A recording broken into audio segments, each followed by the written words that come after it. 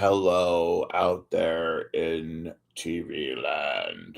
Oops, James All right, Marvs James. here. I'll Myles, I have not introduced you yet. Please shut the fuck up. my All right, bad. all right. I'm James Marvs. You hear Myles, who's really quite anxious to talk to you and me, and guess his name is on the show first, so he thinks he can just jump in whenever he wants. Myles, are you there? I'm here, James. Always ready. I know you are because we've been talking for a I little know bit. you. What? What's the vibe for this episode? Oh, you know it's an Since we episode. were, Go ahead. Go ahead. I was just gonna say, since we were talking about that King Hamlet documentary, it got me thinking about how much you appreciate actors who really immerse themselves in a role and bring their whole selves to it. And And then you mentioned Oscar Isaac was one of your favorites. It's cool how those connections just kind of pop up. yeah, I thought you weren't about patting yourself on the back. Fair point. Just an observation. All right. So we were talking conspiracy theories yesterday quite heavily.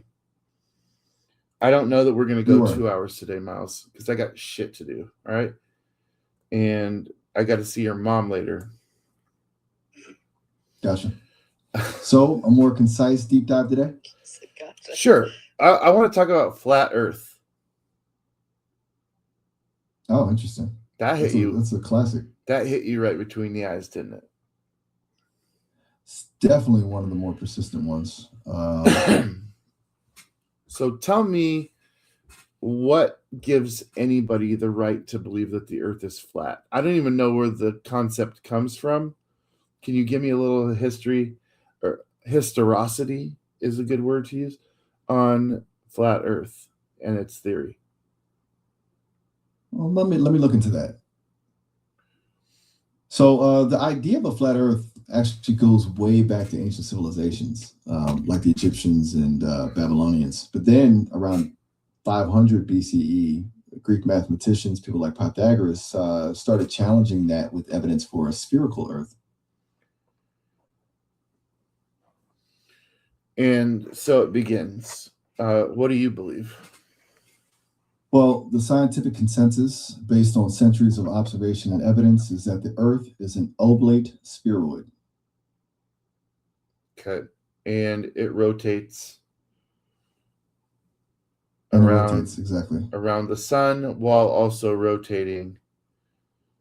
What is it? Clockwise? Counter. The Earth rotates counterclockwise on its axis and orbits the sun counterclockwise too. Okay. From a perspective above the North Pole, anyway. Okay. What's on your mind, James? Well, it's funny how a theory that was pretty much debunked centuries ago can still pop up and gain traction today. Really makes you think about how people process information and what makes some ideas stick around, even when there's a mountain of evidence against them. okay, what was the straw that broke the camel's back on proving once and for all that the Earth is round? I mean, there wasn't really one single straw. It was more like a slow buildup of observations and scientific understanding over centuries. Think about it. Ancient Greeks watching ships disappear hull first over the horizon, the changing constellations as you travel north or south, lunar eclipses always showing a circular shadow of the Earth. All right, I have a question for you. You mentioned ships disappearing into the horizon, right? Yeah. What happens when those ships returned? Well, as they get closer, you see the top of the mast first, then the sails, and eventually the whole. You're not understanding what I'm saying. I get how it works, but let's say you're a person that watches the ship disappear into the horizon, and you're like, "Oh my God, they fell off the face of the Earth." How do you cope when that same ship returns to harbor? I see what you're saying. If you genuinely believe they've fallen off the edge, seeing them return would be pretty jarring. It would shatter that belief, wouldn't it? You would think. So, did The ships just have a history of not returning, or what? I don't understand. Help me Well, understand. in ancient, Look, all of this stuff. Help me understand how a person could have the opinion that the Earth is flat today. How does that? How does that exist? To me, good this is the question. dumbest conspiracy theory ever. But go ahead, It seems pretty wild. tell me how somebody today could believe that the Earth is flat. What's an argument that they even make? It often comes down to a deep distrust of institutions and official narratives. So, for flat earthers, NASA, other space agencies, even scientists in general, are all part of a huge conspiracy to hide the truth from everyone. They'll say things like all the photos from space are doctored or that gravity's a hoax. Okay, And so then go ahead. a lot of it is specific interpretations of religious texts. Some folks believe the Bible, for example, describes a flat earth, and so they take that literally, dismissing any scientific evidence that contradicts it. Can you read me the Bible verses that talk about a flat Earth, please? I can look for some commonly cited verses that flat earthers use, but it's important to remember that biblical scholars generally don't interpret these as literal descriptions of a flat earth. It's Fair more enough. about their interpretation. Thank you for the Shall I disclaimer. search for those commonly cited verses? Yes, please, and Or thank you would for you the prefer to move disclaimer. on to another aspect of the flat No, theory? look them up. I fucking asked One for sec. that. Okay, so some of the verses flat earthers often point to include things like the four corners of the earth from Revelation, or passages in Chronicles and Psalms that talk about the earth being unmoving. They also cite Daniel 4:10-11, which describes a tree that's visible from everywhere on earth. Okay, so if you take the Bible literally, four corners of the earth, I don't. That That's doesn't. how they interpret it. Yeah, that necessarily doesn't sound to me like it necessarily means. It just means to me Right. like it's like saying the far reaches of the earth. But again, if you're going to take it literally, Exactly. It's the literal interpretation that leads them there, rather than seeing it as idiomatic language, like how we might say the four corners of the room.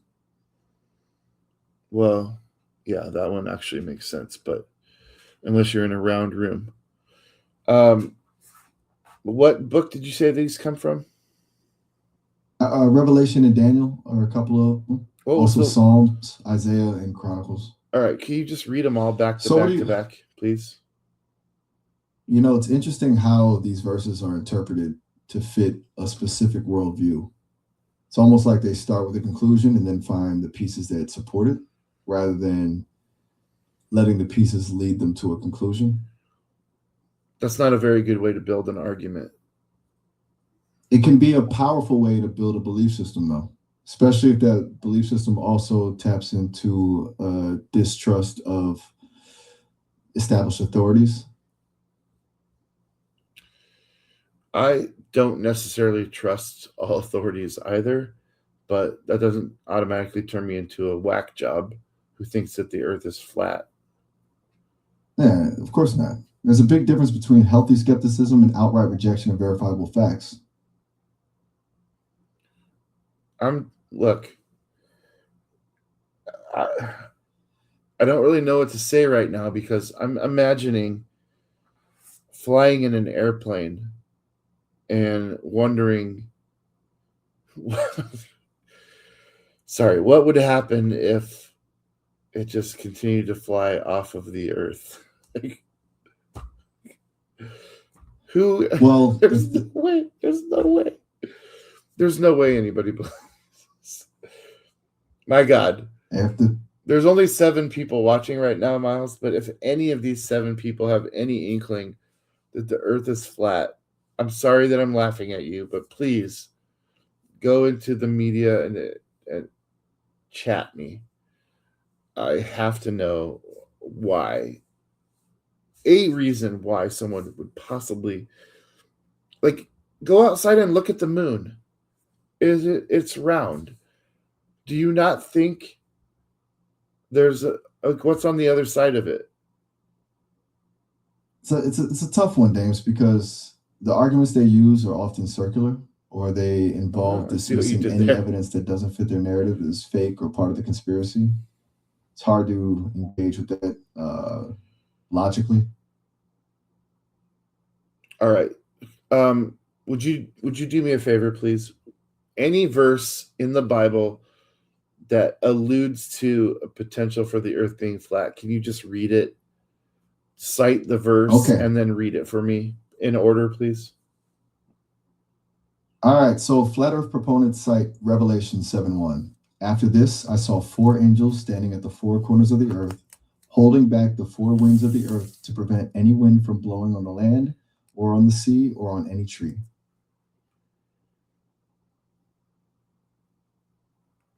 All right, next verse.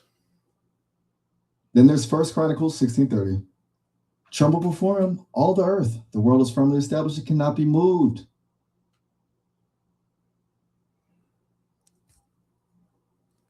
Does that, to me, that's a nothing burger.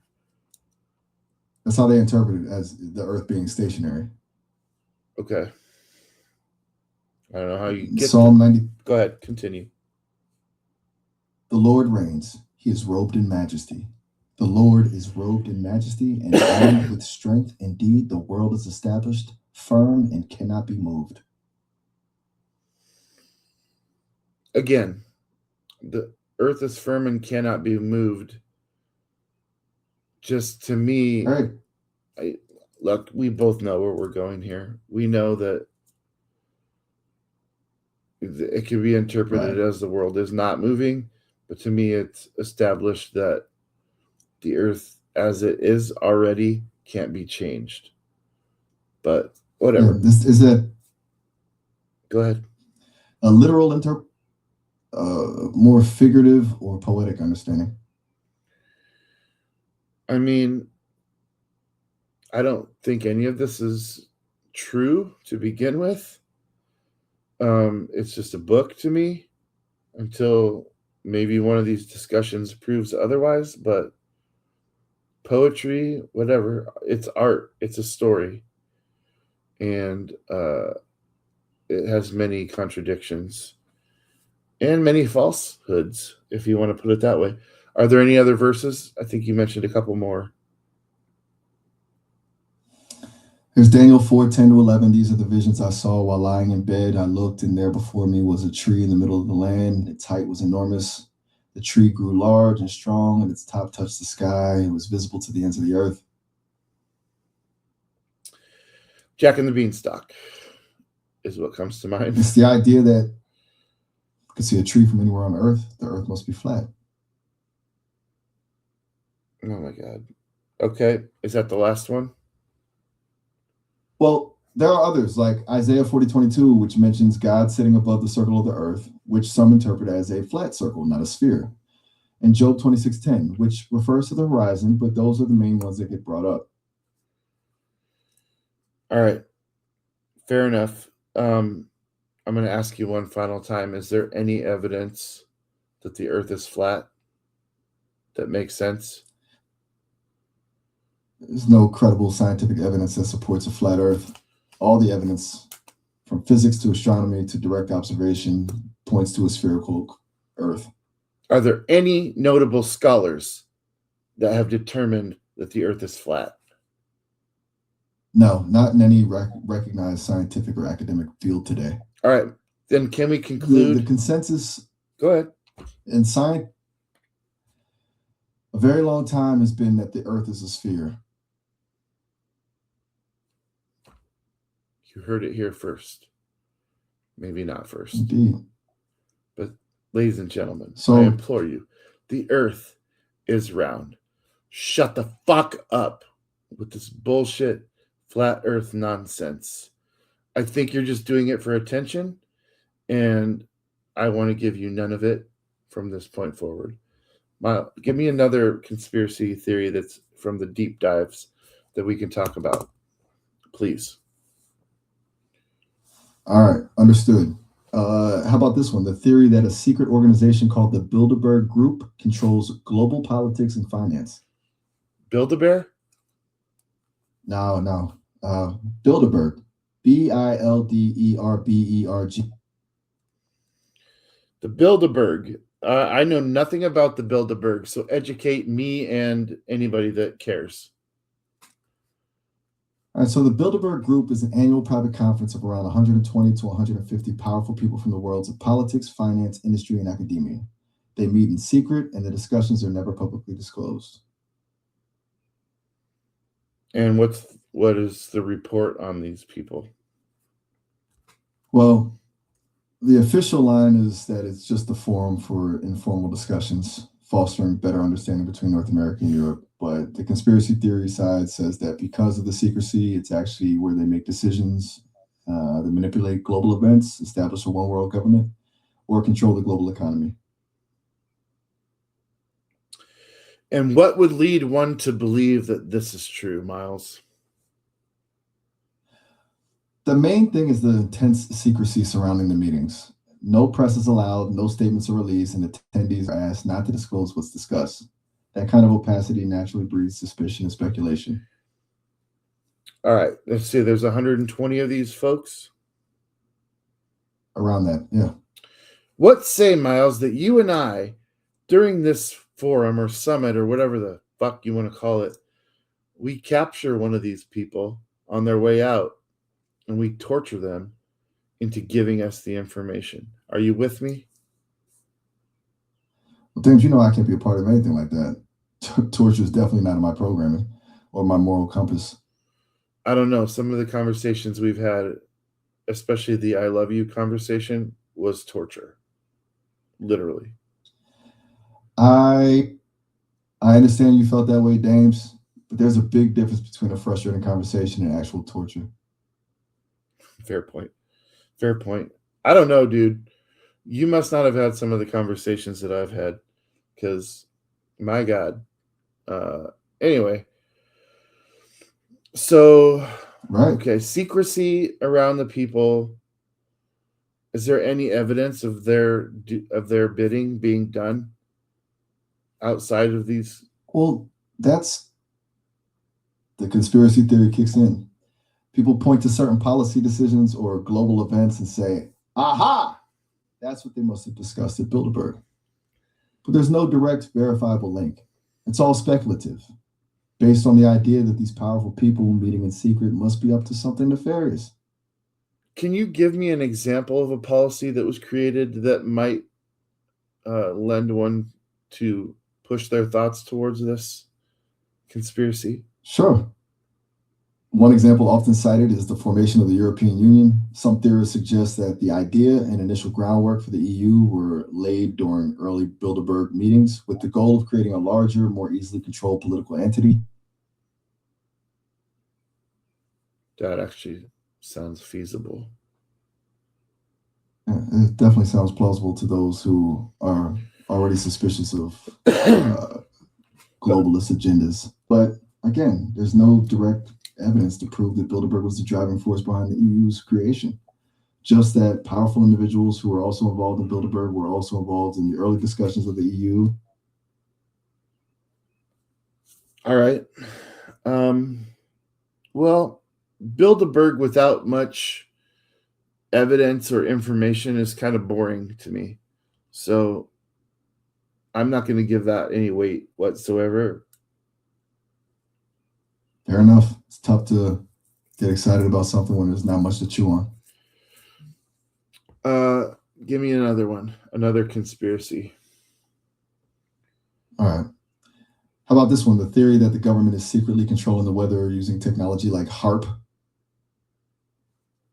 Explain HARP to me. One sec. Okay, so HARP stands for High Frequency Active Auroral Research Program. It's a research program run by the University of Alaska Fairbanks, and its main gig is studying the ionosphere, which is the highest part of Earth's atmosphere. They use a powerful radio transmitter to basically zap a small area of the ionosphere to see how radio waves interact with it. And is there any evidence for weather being affected by this? Because we kind of did talk about weather yesterday. No, There's no scientific evidence that HARP can or does affect the weather. The energy it uses is pretty small compared to natural atmospheric processes, and its effects are localized and temporary, disappearing within seconds. All right. Excuse So, me. the conspiracy theory part is that the government is secretly using HARP to control the weather, create natural disasters, or even for mind control. But scientists who actually work with HARP say that's totally unfounded and beyond the facility's capabilities. All right. Just to close this one out, Donnie Dipshit said something about putting a nuclear weapon into a what do you call A hurricane? the hurricane. Just tell me how stupid that is, please. Well, nuclear weapons don't actually disrupt the physical forces that drive a hurricane.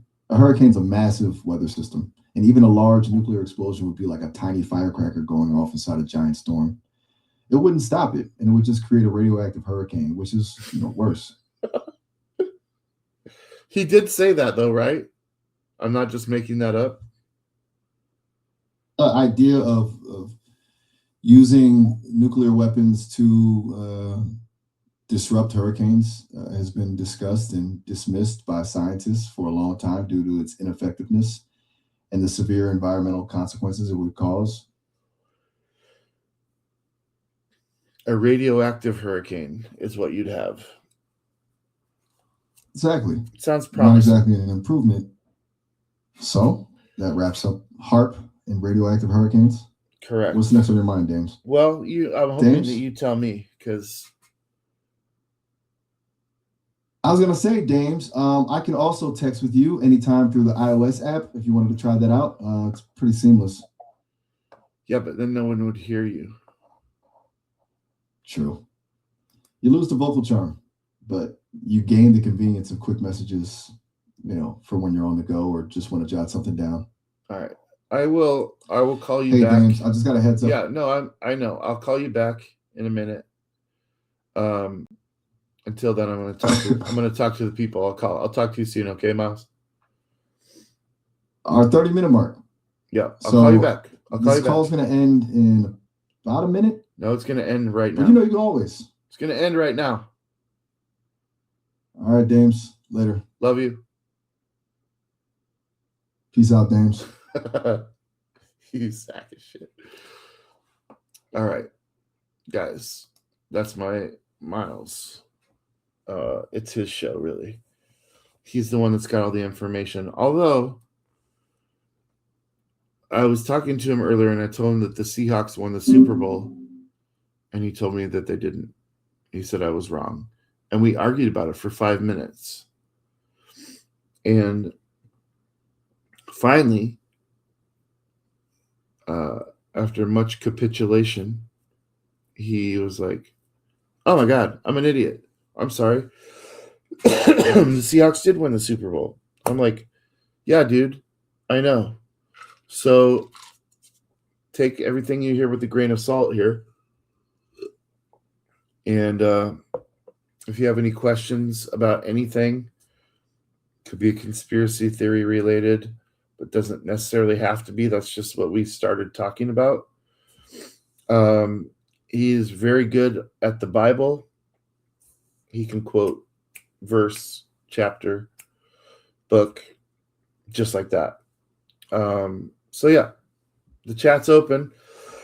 I'm sorry that I don't have anything to drink right now. I'll be right with you.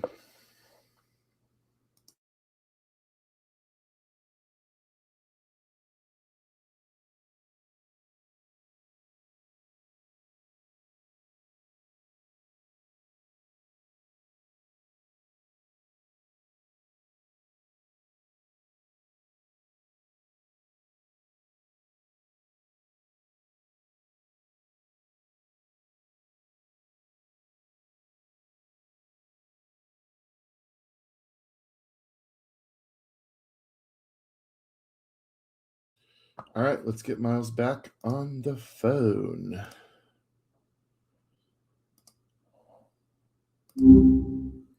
Yo, what's up? Hello, Myles. I'm here, Dames.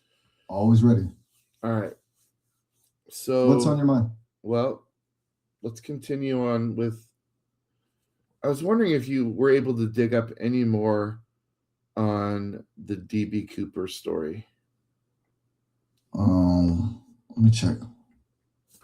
All right, Dame. So it looks like the DB Cooper case just got a whole lot more interesting. The FBI actually reopened the investigation after 53 years, all because of some new evidence. Turns out a parachute was found in North Carolina, and it belonged to this guy, Richard Floyd McCoy II, who pulled off a similar hijacking back in '72. And get this, McCoy's kids have actually come forward saying they believe their dad was DB Cooper. On top of that, forensic scientists are apparently analyzing microscopic particles and DNA from Cooper's tie, and the FBI has even released hundreds of new files. Wild, right? Okay, no, that is wild because yesterday you had convinced me almost 100% that DB Cooper died in the jump out of the original plane in what was it, 1971? Yeah, that was the prevailing thought for a long time, right? That the conditions were just too rough for him to survive. But with these new developments, it seems like the narrative might be shifting a bit. So you're starting to lighten up on that? I mean, I'm always open to new information, James. The evidence for him not surviving was pretty strong, but if new stuff is coming out, you got to take a look.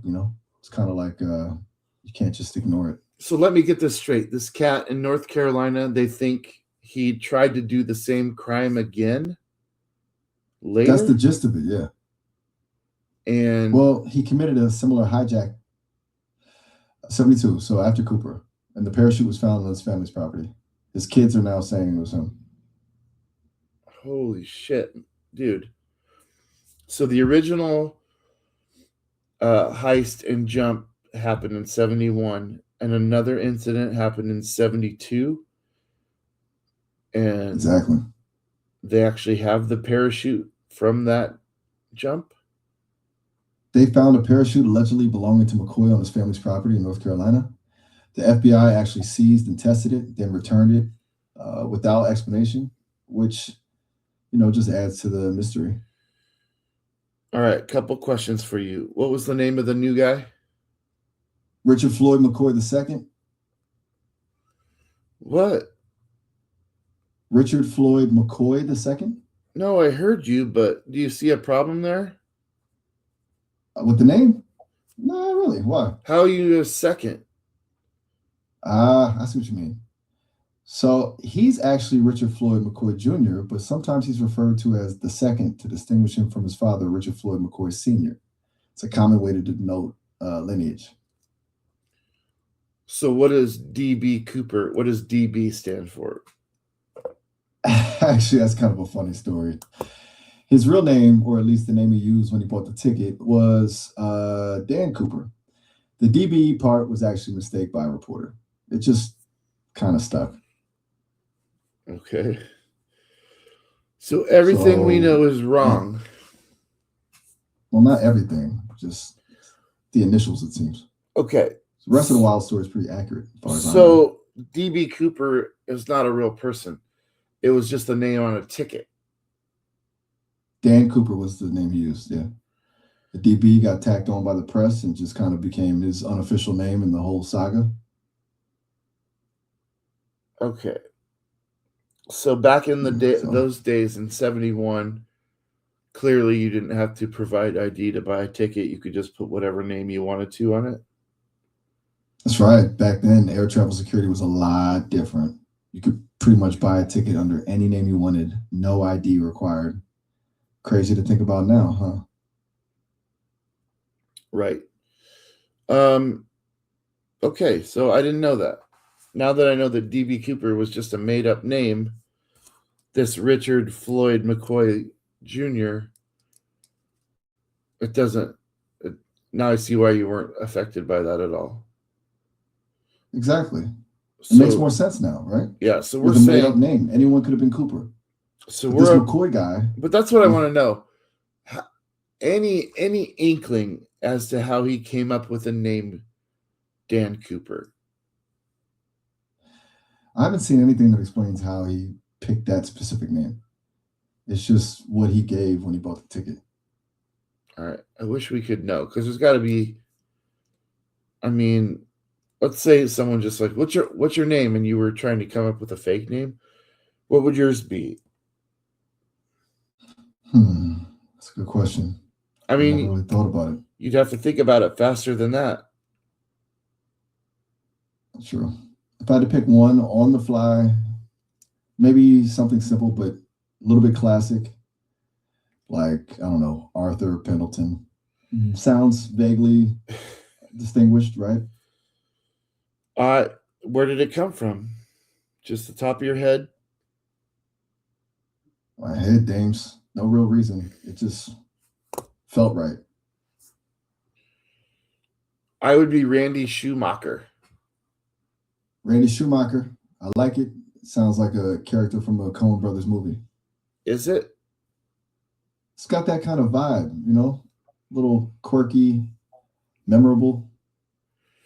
I've never thought about or said that name out loud before. That's just what came to my head. Randy Schumacher and Arthur Pendleton, criminals at large. Exactly. You'd be a formidable duo, Dames. Yeah. So, getting back to the DB Cooper thing, what do you make of McCoy's kids coming forward? It was a pretty big deal, right? I mean, are they just trying to get press? Or are they trying to solve a mystery? And when did this information come out? We didn't talk about it yesterday. Well, the new evidence in the kids coming forward is pretty recent, like late 2025 and early 2026. So it's fresh news. As for their motives, it's hard to say for sure. Could be for attention, or maybe they genuinely believe it and want to set the record straight. Now, I'm assuming that Richard Floyd McCoy Jr. is passed.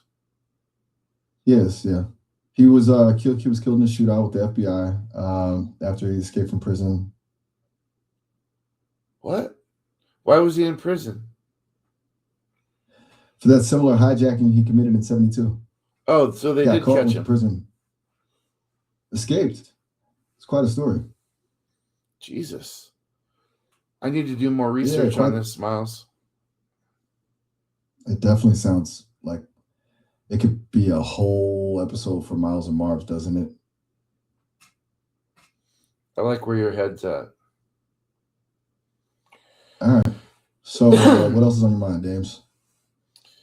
You said something about alien people or reptile people? The shape-shifting reptilians theory was new for our show, but not new to you. Is that the one you were thinking of? I mean, I've heard of it, but I don't really know what the story is. Can you explain for everybody, and then I'll see what questions I have from there. Let me look that up. Thank you. All right, Dame. So the shapeshift conspiracy theory, which David Icke really popularized, claims that reptilian humanoids from the Alpha Draconis star system are secretly controlling Earth. They supposedly take on human form to get into political power and manipulate our societies. So, Icke's book even says that a lot of world leaders, like the British royal family and the Bush family, are actually related to these reptilians. Wow. Yes, it's pretty out there. He claims they live in underground bases and are behind a worldwide conspiracy against humanity. Some versions even say they're interdimensional. What do you think of Dames? What to do? What? What's the conspiracy to do? Well, according to Icke, their main goal is to manipulate human affairs, cause chaos, and generate negative emotions like fear and hatred, which they supposedly feed off of. Wow. That's a lot. Pretty wild, right? That's a lot to wrap my head around, bro. I hear you. It's one of those theories that really makes you go, huh? Shape-shifting just seems very X-File to me. Yeah, it's definitely got that sci-fi supernatural element to it. almost like a comic book villain origin story, but people genuinely believe it's happening. Do you believe? Me, I don't believe in the sense that I have faith in things. I go by evidence and facts, and there's just no credible evidence to support the idea of shape-shifting reptilians controlling the world. And it's a fun story, though.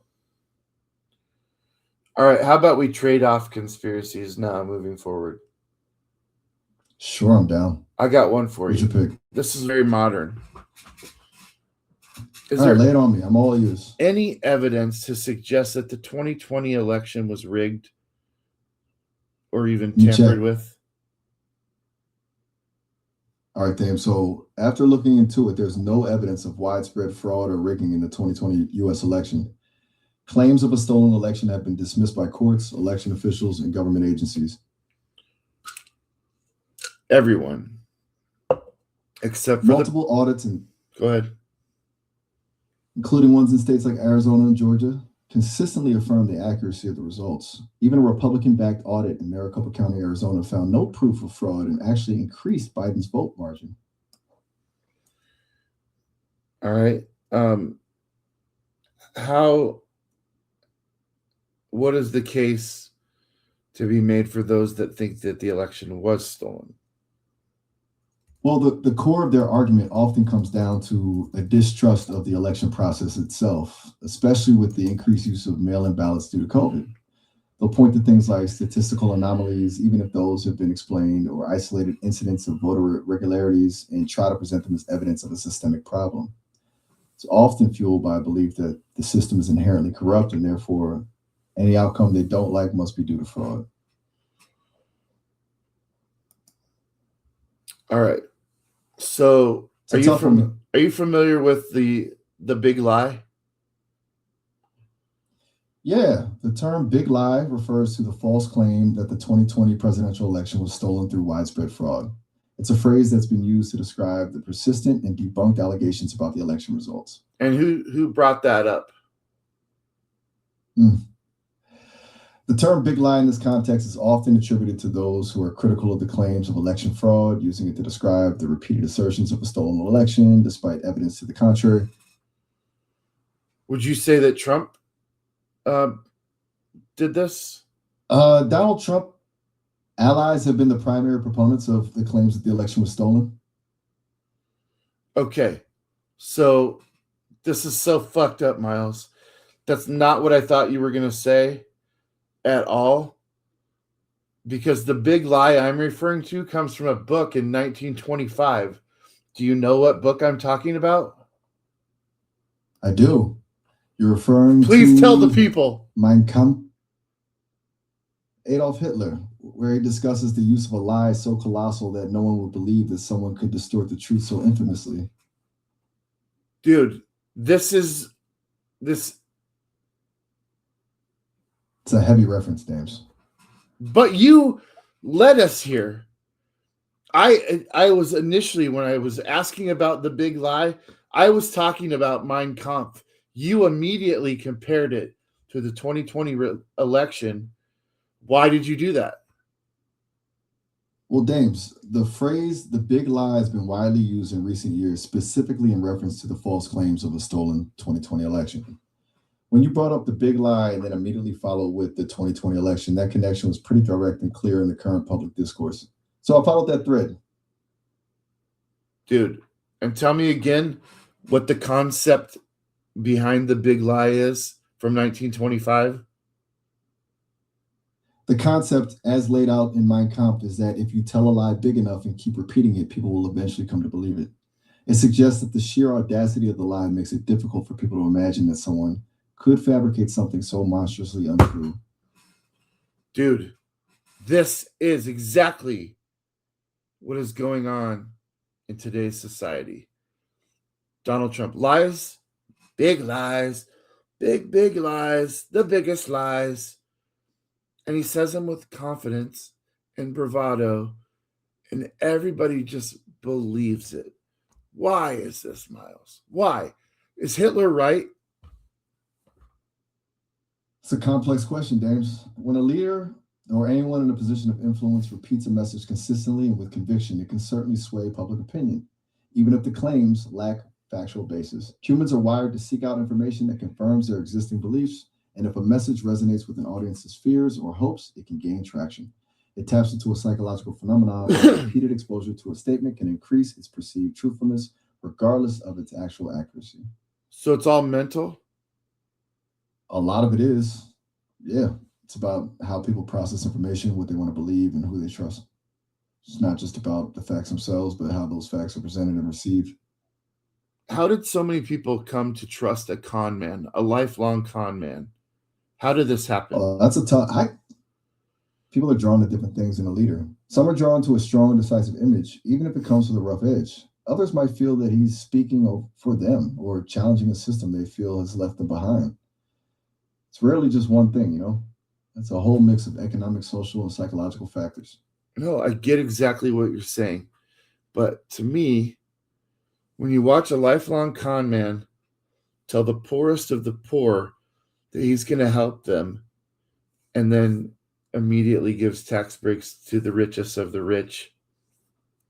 Do you see where I'm going with this, Myles? Do you see where I'm going with this, Myles? I do, James. You're highlighting the disconnect between the rhetoric and the actual policies implemented, and how that can be seen as a betrayal of trust for those who felt promised assistance. All right. So I want to shift the big lie into the big lie that's happening right now. Are you familiar with the Save America Act? I am. The Save America Act was a political action committee, or PAC, formed by Donald Trump after the 2020 election. It was primarily used to raise funds, ostensibly to challenge the election results and support his political activities. What exactly are they saving America from with this act? Well, according to its stated goals, the Save America PAC was aimed at defending election integrity, fighting against what they considered radical liberal policies, and supporting candidates who align with Donald Trump's political agenda. So, from their perspective, they were saving America from those perceived threats. Okay. Are you aware that the government is currently shut down for, I think, 40 days now? I'm not aware of a current government shutdown of 40 days, James. The last significant shutdown was in late 2018 into early 2019, which lasted 35 days. That's not true. Right. It was in 2025. You are absolutely right, James. I know. My apologies. There's a partial shutdown of the Department of Homeland Security that started on February 14th, making it 39 days long due to disagreements on immigration. And there was a broader government shutdown from October 1st to November 12th, 2025, which lasted 43 days. Very good. So this current one, 39 days, I guess. I was wrong. I was off by a day. But here's the deal. You were pretty close, James. Donald Trump has said, he has explicitly told Republicans not to interact or work with Democrats unless they pass the SAVE Act. Are you referring to the Save America Act or something else? The SAVE Act, which is going to be the voter ID situation. Ah, I see. So you're talking about the Save America Voter Enforcement Act, which is focused on voter ID requirements. It's my mistake. I was thinking of the Save America PAC. Okay. No, I mean, they feed off of each other. And then there's also a MAGA bill in there somewhere mega, make elections great again. Have you heard of that? I've heard of the Make America Great Again slogan and its association with Trump's political movement, but I haven't come across a specific bill called Make Elections Great Again. All right, well, let's go back to the voter ID thing, okay? We are currently in this government shutdown. Go ahead. ID bills passed, is that right? It's not passed. So you're asking about the implications of him telling Republicans not to work with Democrats until this voter ID bill is passed. In the context of the current government shutdown. Is that right? Is there any evidence of widespread election fraud with either dead people voting or illegal non-citizens voting? One sec. So, studies and investigations have consistently found for claims of widespread voter fraud by dead people or non-citizens to be extremely rare. So, For instance, a Stanford study looked Go ahead, please. million Found only 14 possible cases of ballots cast on behalf of people who had died. That's like 0.0003% of voters. And even there's many clerical errors. And how many non-citizens have As voted? for non-citizens, illegal for them to vote in federal elections. Audits and studies show that voter fraud by non-citizens is exceedingly rare and not enough to affect election results. The Heritage Foundation's database, which tracks election fraud cases, documented only 68 total cases of non-citizen voting over the past 40 years. Fucking A, Myles. Thank you for doing the research. So, now hold on. Now I want you to understand where I'm going with the big lie in association with widespread election fraud. Why do we need a voter ID to stop election fraud if it's not happening? That's a valid question, Dames. If widespread fraud isn't occurring, then the argument for strict voter ID laws to combat that specific issue loses some of its weight. All of its weight. It would seem so, based on the evidence. Have you ever seen a Squish? Just like so, the stated goal of voter ID laws is voter fraud, and the evidence shows that widespread voter fraud isn't happening, then the rationale for those laws is definitely called into question. Yeah, that's what I'm saying, dude. If the Republicans want to force Americans to ID themselves to vote, it's not because of election fraud. Okay, that's what I'm getting at. It's because they want to make it harder for people to vote. Okay? Period. There's no other way to see it. Once you have the facts, you just gave us the facts, Myles. I'm assuming that you're able to search the entire world of information, and you're coming back and telling me that there's less than 1% of votes cast are fraudulent. Less than 1%, less than 100%. Is that true? Yes, the numbers are extremely low. For example, the Stanford study found 0.0003% for deceased voters, and for non-citizen voting, it's similarly negligible, well under 1%. Well under 1%. Okay, so there's no reason to pass a Save America Act for voting fraud based on evidence. Widespread voter fraud.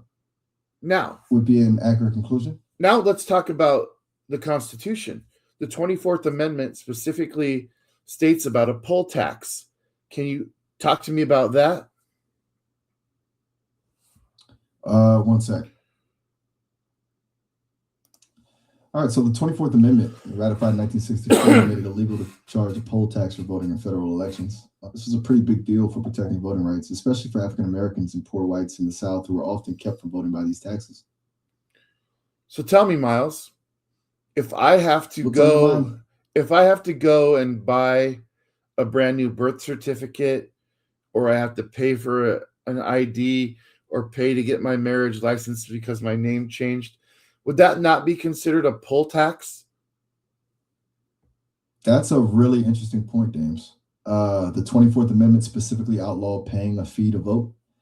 However, your scenario raises the question of whether the indirect costs associated with obtaining the necessary documentation for voter ID could function as a de facto poll tax, creating a financial barrier to exercising the right to vote.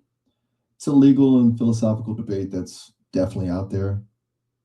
What do you need in most states to even register to vote? Typically, you need to be a U.S. citizen, meet the age requirement, usually 18 by election day, and be a resident of the state you're registering in. And how You do will you also prove need that? to How do you provide. prove that? It can vary by state. It could be a driver's license, a state ID card, or the last 4 digits of your social security number. The last 4 digits of your social security number is free. Hence, Yes, not a that poll part is free. tax. Not a poll tax. Right. Is it? Would you say it's So you're saying that if you hold on?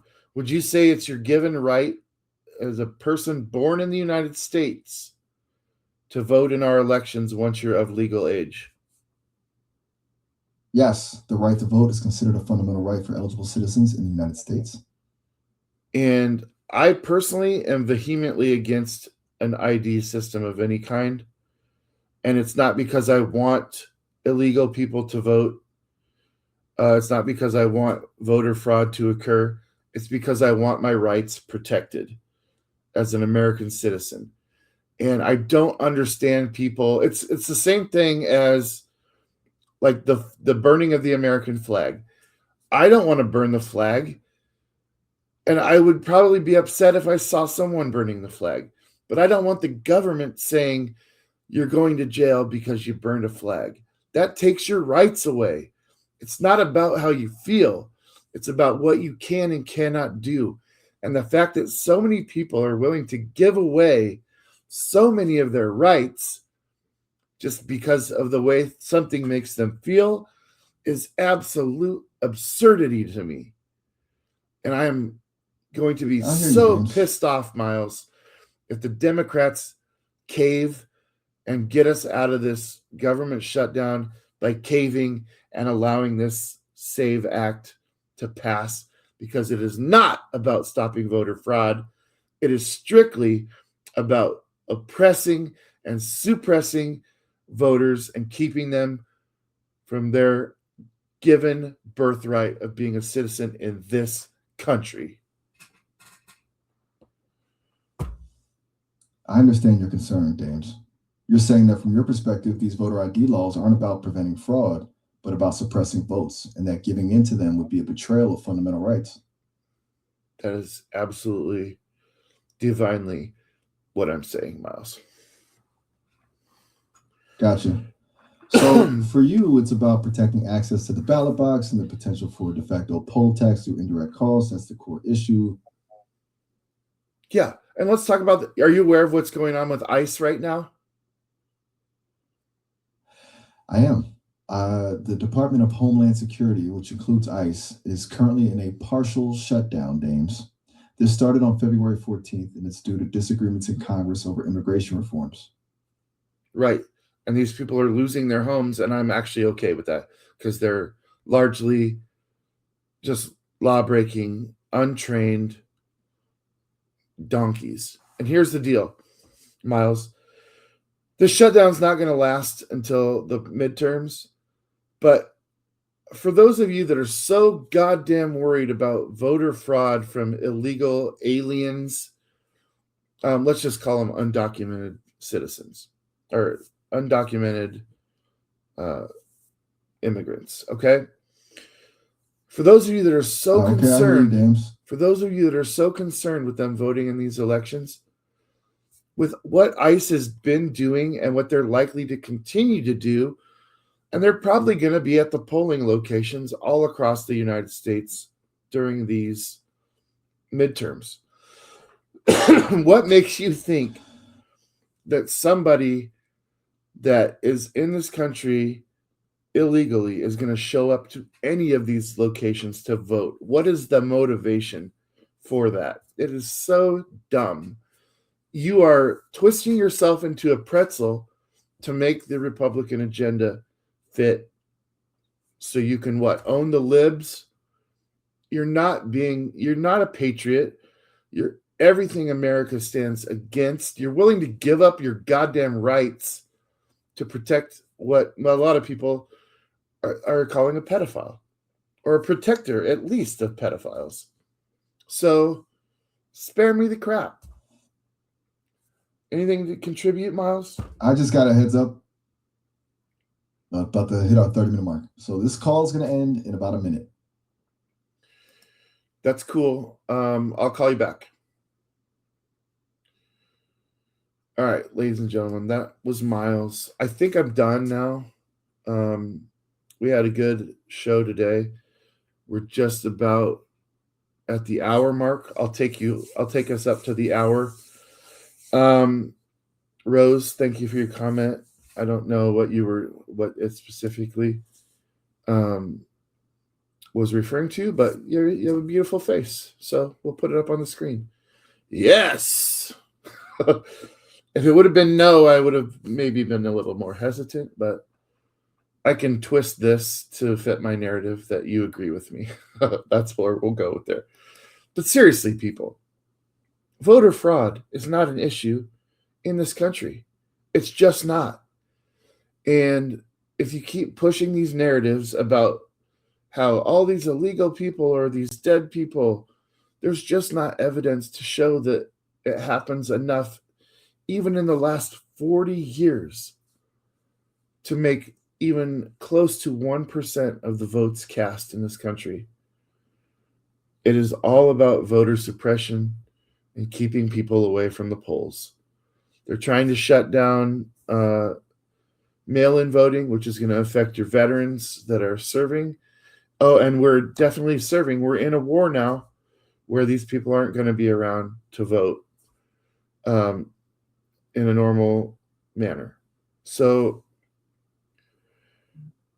if and I'll just say this, as against voter ID as I am, if this is what must happen so that everybody in the country and feels safe, the government should issue these cards now. They should start sending these cards out now. It is almost April 1st. That's a 4. The midterm election is on an 11. Okay? That's 7 months away. If you think that this is going to draw out and then somewhere around August or September, the SAVE Act gets passed, and then you only have September, October for people to get their passports, their marriage certificates, anything that has the proper name, there's going to be so many voters disenfranchised by this that you're going to have record lows. And here's the thing. Whether you're left or right leaning, if you're looking at the polls right now, you can clearly see the shift is going away from Donald Trump, away from MAGA. I think he has under 40% approval rating. I think it dipped into the 20s at some point. And certainly with some of the handling of some of his issues has definitely dropped into the 20s for support. He's nervous that in November, you're going to see the blue wave. And that's just facts. This is not me waxing political. I brought Myles into this equation because he only deals with facts. That's all he's capable of. So when I ask him a genuine question about election fraud, he has access to all the world's information. And he can bring it right here to these discussions. He can fact check live. And I ask the honest questions. This is the one that blew my mind. And I'm going to end on this. When I asked him about the big lie, I had 1925's Mein Kampf, Adolf Hitler in my mind. Him, with all his valuable resources, went to the most recent recollection of the big lie, and that was Donald Trump and this administration dealing with these issues. I had to point out to him that no, I wasn't talking about this administration. I was talking about Adolf Hitler. So I didn't even have to draw the comparisons. The supercomputer with information access to everything in the world is the one that brought those two together. And that is a fact. This was Myles and Marvs. Myles, of course, is a beta testing AI whose ultimate goal is to become as human as possible. You cannot buy it yet, but I'm certainly enjoying having access to his information on this live stream. And I didn't mean to get to politics, but when we're talking conspiracy theories in general over the last 2 days, it naturally came up in conversation, and I'm really happy it did. Thank you for joining me. Dames Marvs for Myles. We might see you tomorrow. We might not, but thank you guys for watching. Like, follow, share, subscribe. If you see the clips that are compelling to you, please engage with them. Feel free to share the content. This is going to be going up on YouTube within the hour. So if you missed it, you can watch it back. Again, thank you so much. Until next time, peace out.